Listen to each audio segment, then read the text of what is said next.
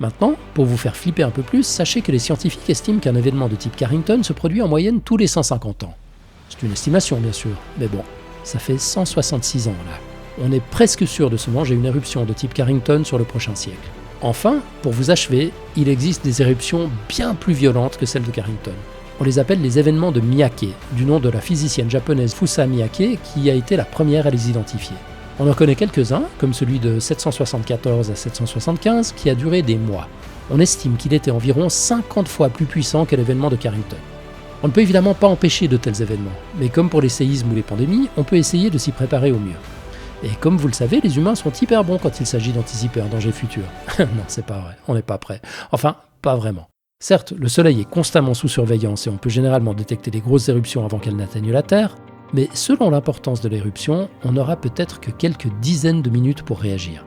Il existe aussi des protocoles d'urgence et des exercices d'entraînement.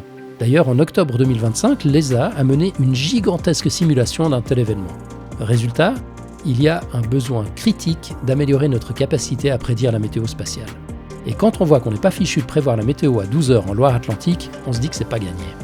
En gros, tout ce qu'on pourrait faire, c'est limiter les dégâts. Comment ? En renforçant les infrastructures, en limitant la consommation électrique, en construisant des satellites plus costauds, en prévoyant des moyens de communication alternatifs et des unités énergétiques de secours, et en améliorant les protocoles d'urgence.